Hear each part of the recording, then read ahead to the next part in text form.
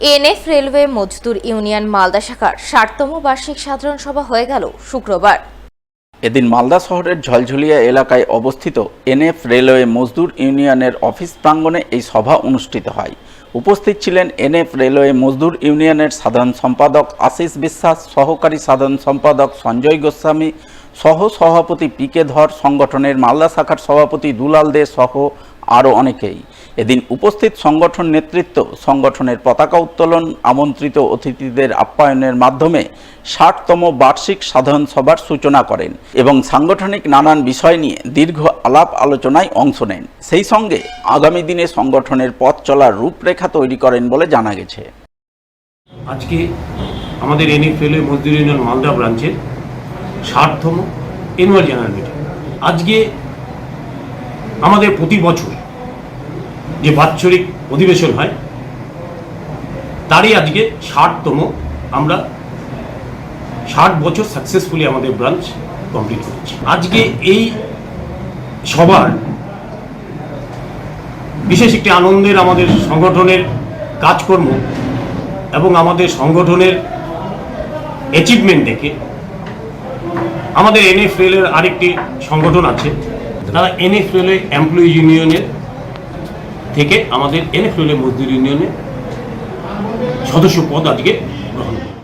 কলকাতা হাইকোর্টের রায়ে চাকরি পেতে চলেছেন মালদার ২০০৯ সালে প্রাইমারির বঞ্চিত চাকরি প্রার্থীরা। আর এই চাকরি পাওয়ার আন্দোলনে চাকরি প্রার্থীরা পাশে পেয়েছিলেন বিজেপির উত্তর মালদার বিদায়ী সাংসদ খগেন মুর্মুকে। তাই প্রাইমারি ২০০৯ সংগঠনভুক্ত ছেলে মেয়েদের পক্ষ থেকে শুক্রবার সংবর্ধনা জানানো হলো বিদায়ী সাংসদকে।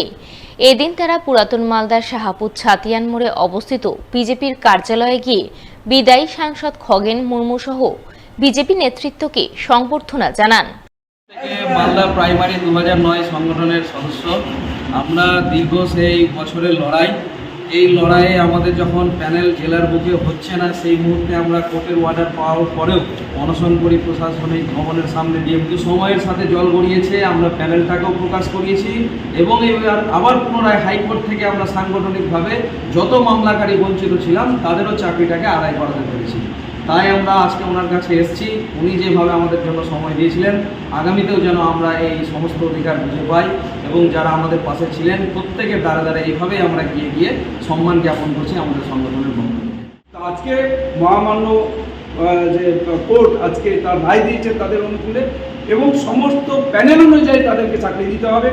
এটা আমি সেই জন্য মহামান্য কোর্টকে আমি ধন্যবাদ জানাচ্ছি, কৃতজ্ঞতা জানাচ্ছি যে আজকে তারা সঠিকভাবে তাদের জন্য এই যে একটা বিবেচনা করেছেন, সেই জন্য আমি কোর্টের প্রতি আমি অবশ্যই কৃতজ্ঞতা আমি জ্ঞাপন করব।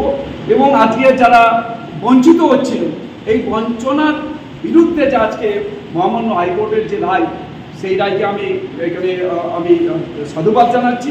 এবং যে যারা আমাদের এখানকার শিক্ষিত বেকার যারা ছিলেন, এতদিন ধরে যারা প্যানেলের মধ্যে যারা নাম দেওয়া ছিল, যারা প্যানেলের মধ্যে অন্তর্ভুক্ত ছিলেন, তারা আজকে চাকরি পাবেন, এতে আমারও ভালো লাগছে। আমি তাদের প্রতি প্রথম থেকেই সহানুভূতিশীল যে আজকে এই চাকরিটা পাওয়ার জন্য, এবং তারা পেয়ে গেলে পরে আরও খুশি হব এবং তাদের যে দীর্ঘদিনের যে লড়াইয়ের জীবন সেটা সার্থক হবে।